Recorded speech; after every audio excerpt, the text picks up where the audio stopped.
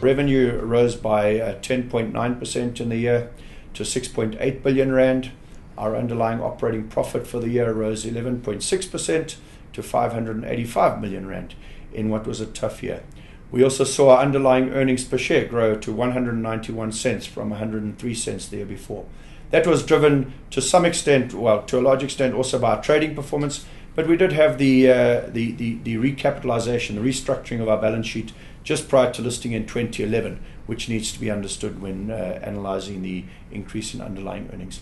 A key measure in our business is, of course, return on capital employed, and we saw that increasing from 13.8% up to 16% in the year, which is above our target, our through-the-cycle target of 15% and well above our cost of capital. So all in all, we've seen a very successful year despite the considerable challenges. We saw our net debt reduce from 1.3 billion down to just over 1 billion rand, which means that we've got the firepower to really go out and grow the business going forward. If you look at our funding facilities, we've got funding facilities up to 2 billion rand, which gives us headroom of probably around 500 million, all other things being taken into account, to grow the business. And we look to grow our business both organically and by acquisition, where we find the appropriate opportunities, both in South Africa and also in the rest of Africa.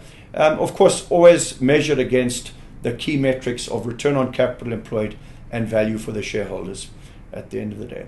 If we look at the individual businesses, just to give you some perspective, our paper business still constitutes about 75% in turnover of the total business, and our plastics business 25%.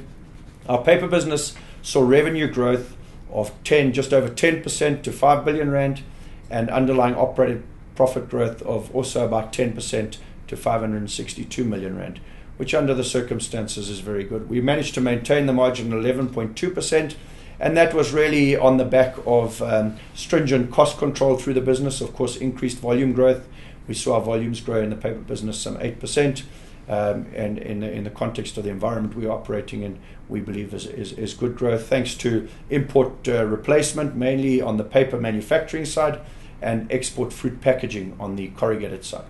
So in the paper business, a good performance. In our plastics business, we also continued to make significant progress in that business. We saw revenue grow 12.8%, driven by volume on the one hand, but also by the recovery of prices or of costs in raw materials, which we were able to see in the prices of the product. The underlying operating profit in that business grew 16.7% to 117 million rand, which illustrates the progress we're making in reorganizing and developing our plastics business, which we're very pleased with. We'll continue to focus on the optimization efforts we've already begun in the plastics business, and we believe that those are starting to yield good results.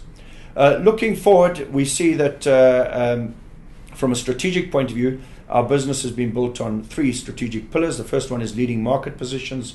The second is a customer-focused operating structure, and the third is a clear and distinct focus on performance. And we'll continue to develop each of those going forward. Over the past 18 months, to give an example, we've spent a lot of time and effort understanding the opportunities in the rest of Africa in terms of packaging, specifically sub-Saharan Africa.